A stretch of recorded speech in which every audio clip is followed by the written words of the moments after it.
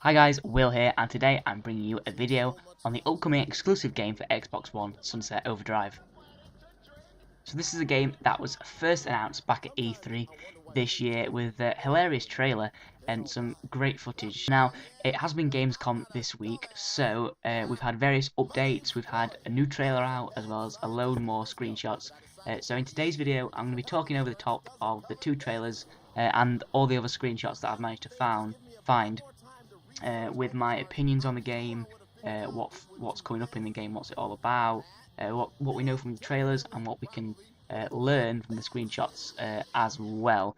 So this is Sunset Overdrive, the latest exclusive game for Xbox One. So as we know, the game is brought from Insomniac Games, and the new trailer that we have from Gamescom brings us in the perspective of Floyd, a head scientist behind the company Fizco. So basically, the game is set in the city of Sunset City, and basically what it's about is there is this energy drink that has been made by the company Fizco, cleverly named there, of course, and it's called Overcharge. Now, it's a contaminated energy drink, which basically turns everybody in the city to mutants, basically causing a localized apocalyptic city. So that's where the name comes from, Sunset Overdrive. So basically, the new trailer is Floyd, who is a previous employee of the company Fizco.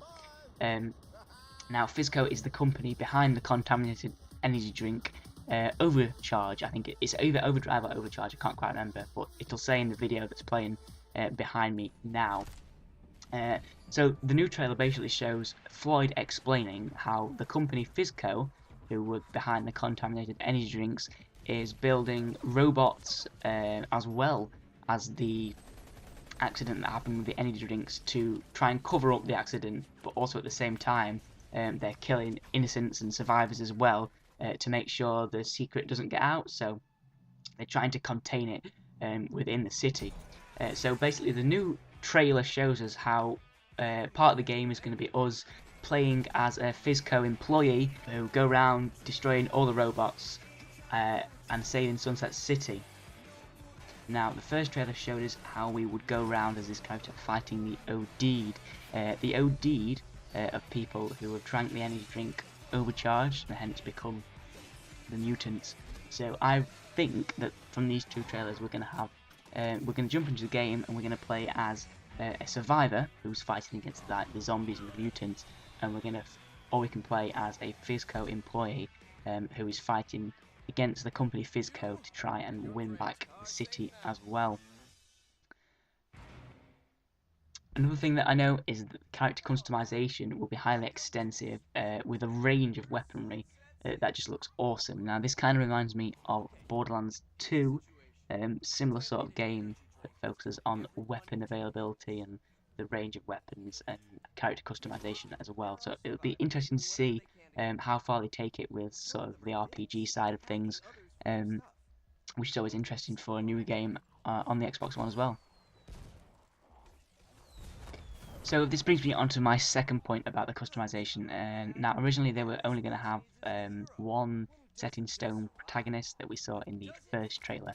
Now, Insomniac Games have scrapped this idea, so that now the main character will be totally customizable. Is that a word? Yes, I think it is. By you, so it's completely your own character. So that becomes one of the main elements of the game.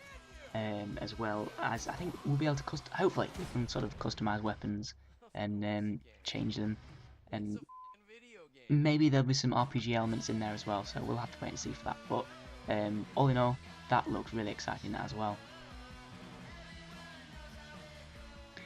But the basic concept of the game is that it's a fast-paced third-person shooter. Now, I think the open world looks like it will be really, really energetic, with plenty of fast-paced gameplay, which is always nice. Because the game doesn't sort of get boring. Well, not that it would get boring anyway, but it just adds that extra sense of oomph into the game. So we should get used to blowing things up mid-air and flying across roller coasters and stuff like that. All can be seen in the first trailer. That's good. It's probably playing in the background now, so pay attention to the first trailer that we showed at E3, because that showed us sort of what the game is all about.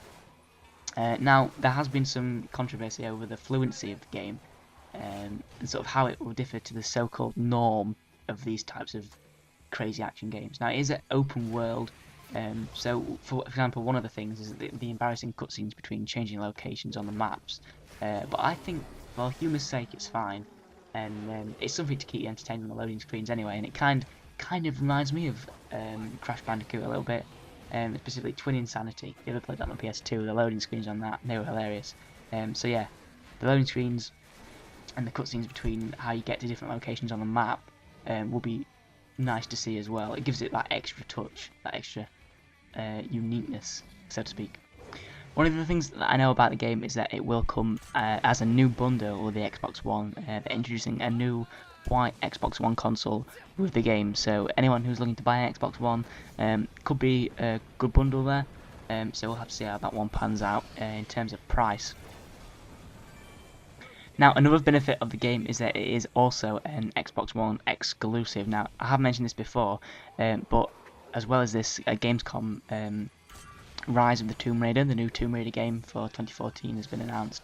So that's already 2 exclusive games that I'm really looking forward to getting for Xbox One, and I think I'd go with that as my reason for getting one, because 2 really awesome games. And the reason I'm looking forward to Sunset Overdrive, it just looks like an awesome shooter. It's a game that doesn't take itself too seriously. It's not about that. It's just really relaxed, and it seems like a good feel, good shoot 'em up, and it just seems like a hell of a lot of fun. And that's what I look for in a video game at the end of the day. So that's my basic opinion of it. So although the story doesn't seem entirely convincing, which is a lot of people see that as a negative, but if you're looking to buy a story-heavy game, don't buy a game like this, which I think is pretty obvious. But yeah, apart from the story being pretty weak, the gameplay itself looks absolutely awesome. It's quick, it's fast, explosions everywhere, my type of video game. So if you are looking for a heavy story game, research out. There are plenty of story-heavy games out there, and they will be coming out. For example, last year, BioShock Infinite, that was a fantastic game, and that was all about the story. So yeah, if you're looking for a massive shoot 'em up, crazy action shooter, I think this is the game for you. Also, as you'll probably be able to see in the screenshots that are playing behind me now, some of the weaponry looks awesome. How I would describe this game is that it is sort of a punk apocalypse. It's apocalypse with sort of that punk feel to it, with crazy weaponry, a little bit like Borderlands 2. So all in all, looks an awesome game. So thanks for watching, guys. As always, I've been Will. This has been a video on Sunset Overdrive, and for more information on Sunset Overdrive, I should be posting a few more videos on it, as well as a bit more Gamescom coverage. But for now, I've been Will. This has been a video about Sunset Overdrive, and I will see you guys in the next video. Bye!